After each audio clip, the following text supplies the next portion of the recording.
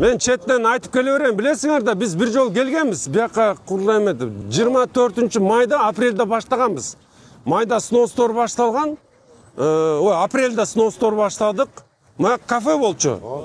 Бирок негизинен тарыхый өзүнүн орду, мына силер көп аксакалдар, эжелер билесиңер, бияк мал эме киши арена эле болчу.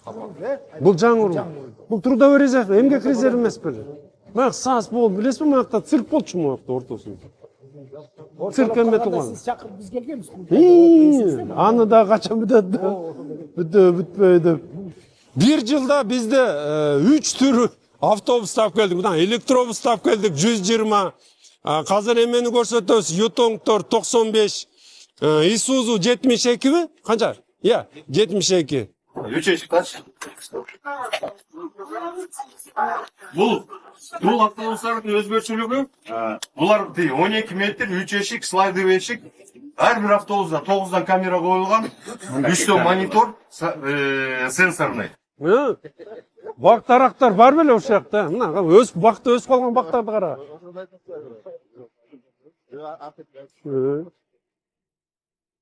Ошунча бул заводко 2 завод курулуп атат. Бул деген акитаж чыгарат, бияктан түтүндү тазалоо. Экинчиси болсо гүлдөн эме стройматериал чыгарат. Мына бунусу курулуп калды.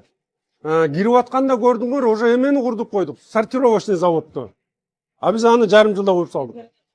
Урматтуу Бишкек шаарынан шайланган кезектеги 4-чү элдик курултайдын делегаттары бүгүн өзүңүздөр күбө болгондо 2025-жылы Бишкек шаарында көптөгөн ири долбоорлор ишке ашты. Бул жумуштардын бардыгы биздин урматтуу президентибиз Садыр Нуркожоевичтин тапшырмасынын жана көзөмөлдүн алкагында иштер жүргүзүлгөн.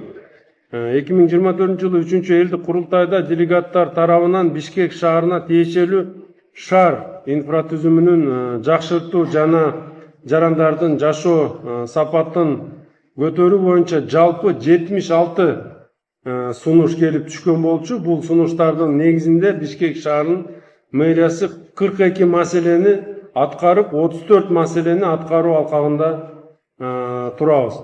Бир сураныч эми эртең республикалык деңгээлде курултай болот. Бизде бир эле сураныч бар, эми кылынып аткан иш чынынан келгенде биздин милдетибиз. Аны деле биз назалап, мактанып, кыйынбыз деген жерибиз жок. Бирок көптөгөнү чын, канча жылдан бери чечилген эмес, каралган эмес. Эмгек резервде эмнеге көрсөттүк? Баарыңар билесиңер, баарыңар ошол жерге бир жер болбосо да барып көргөнсүңөр. Эмне деген акыбалга келген? Жанакы биз эме койбодукпу гостиницаны? Цирк болчу, билесизби? Цирк коюп койгон. Циркти эми ошол спорт аянтча эмес, цирк болуп калган да. Бул анда болбойт. Анан биз мына жоопкерчиликти алып, аны жаздык. Кичи аренаны, жаштык аренаны көрдүңөр, бүт кафе, ресторан эле.